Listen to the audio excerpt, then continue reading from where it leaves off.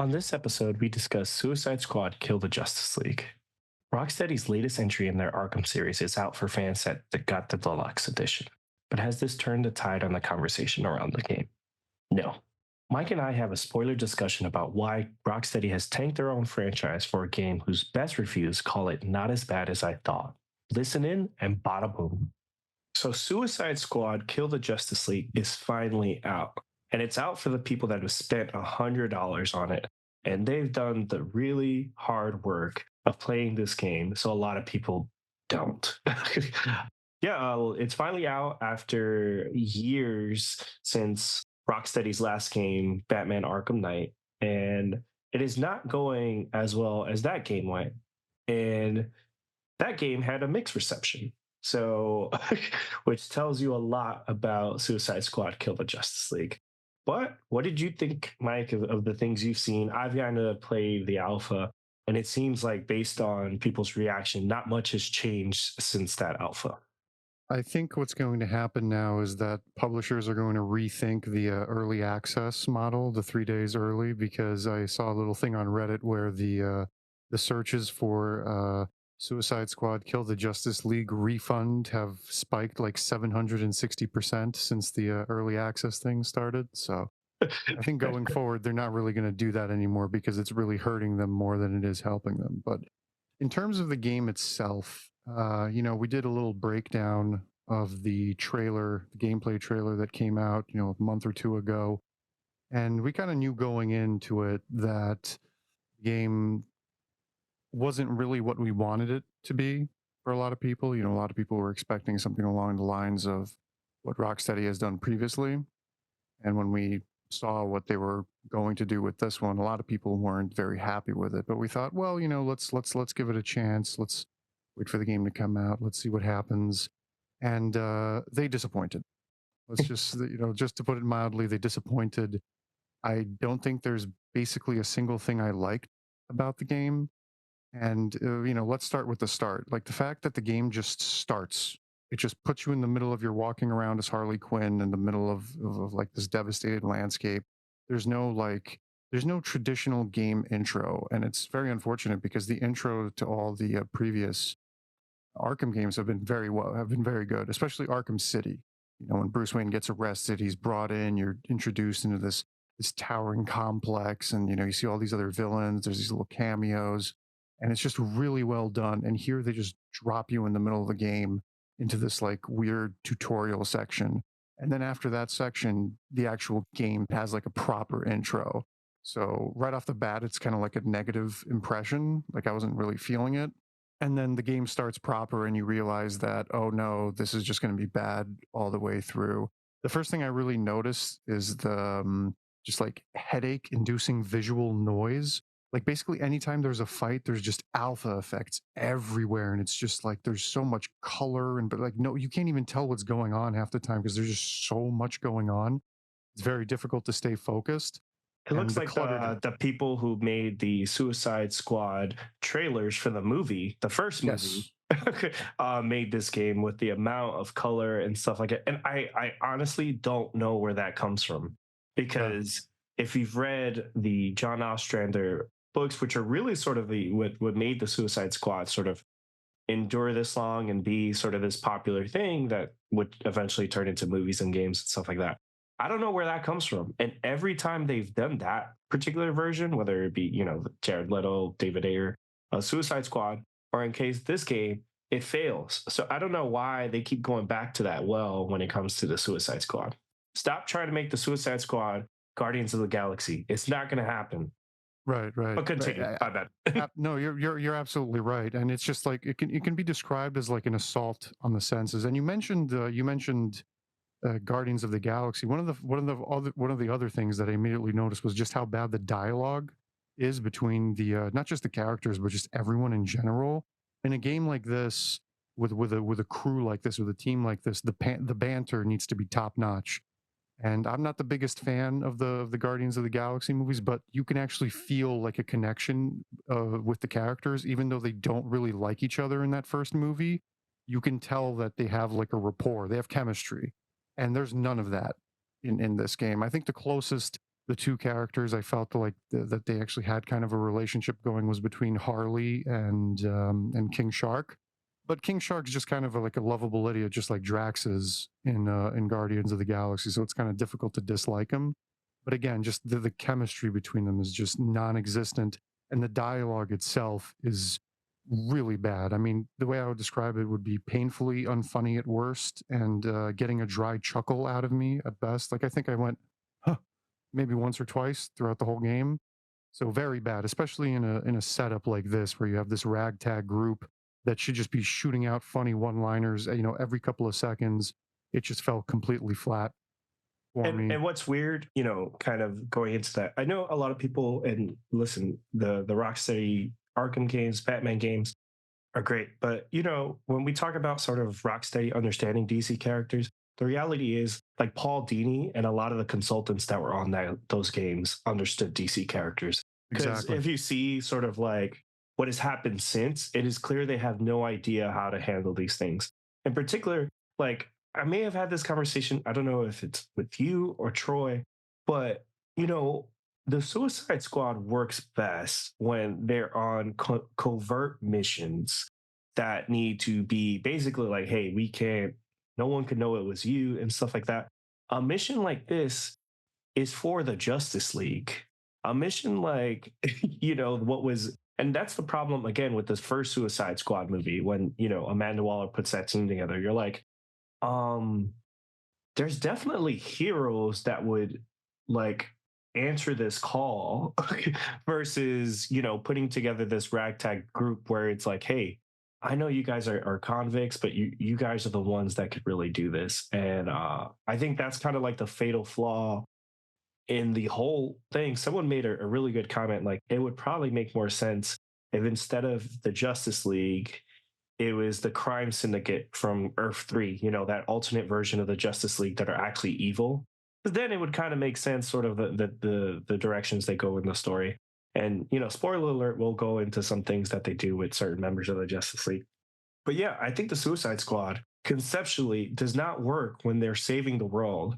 The Suicide Squad by James Gunn was a good movie because the idea was, hey, get some information. Yes, they fight Starro in the end, but that's kind of like coincidental because he escapes his facility and stuff like that, and shit goes to hell. And she actually wanted them to like not have that fight, so it makes sense. So in this regard, like really the only character they kind of get right in this game is Wonder Woman, which it kind of makes you go like, hey, like I wish they'd probably make a pretty good Wonder Woman game.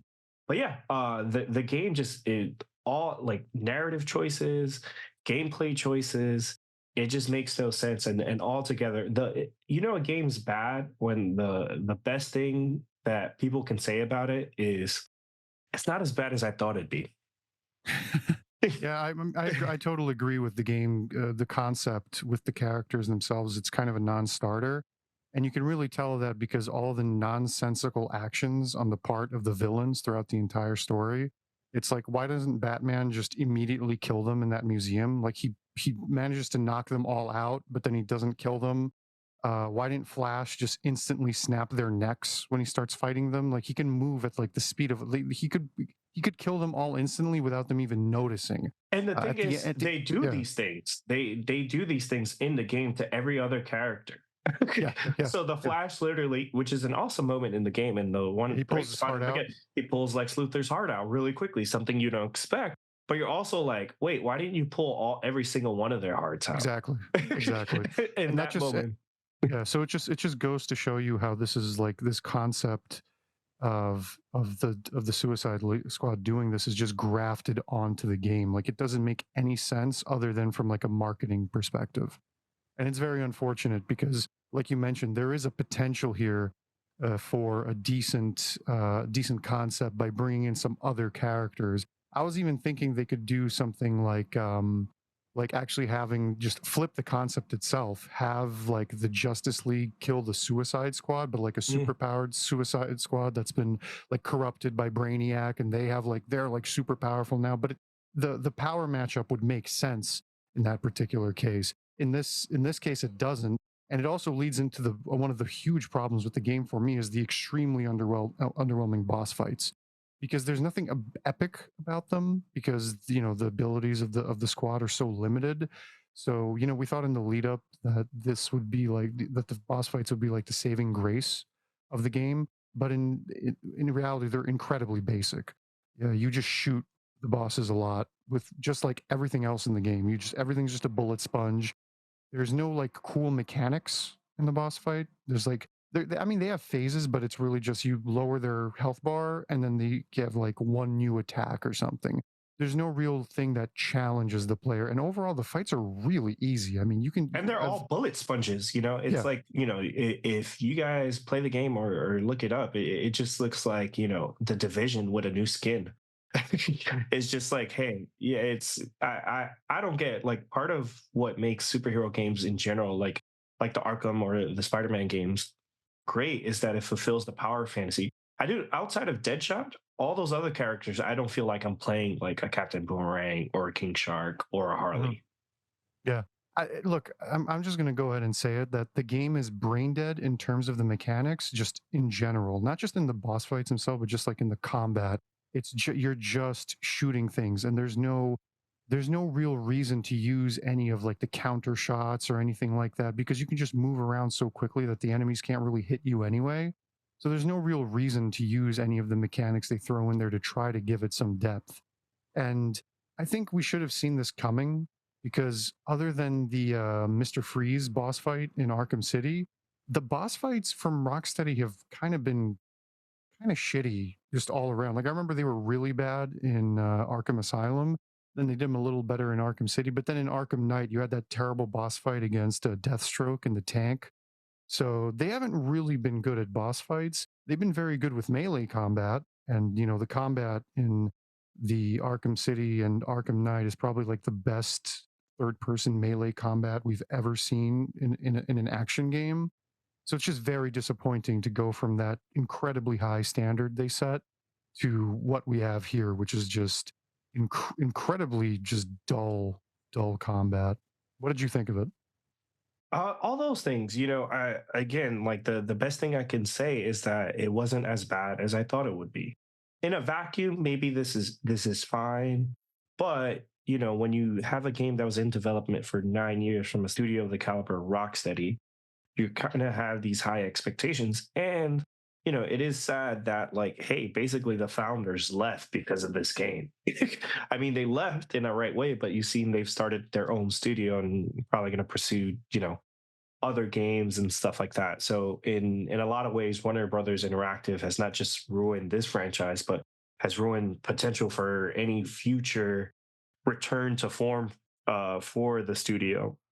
I think they may have killed the studio. I think they might shut down after this, honestly. I mean, unless for some reason this becomes like the best-selling game of all time, just by miracle, they're not going to survive this because there's just no way. Like, given the reaction, and I mean, yeah, I just don't see this It's game. Avengers. It's Avengers, Oh yeah, like yeah, Avengers, like, hey, like, there's some redeemable qualities. And I think part of why people find those redeemable qualities is that you have a lot of characters that people like. And, the cutscenes look cool and stuff.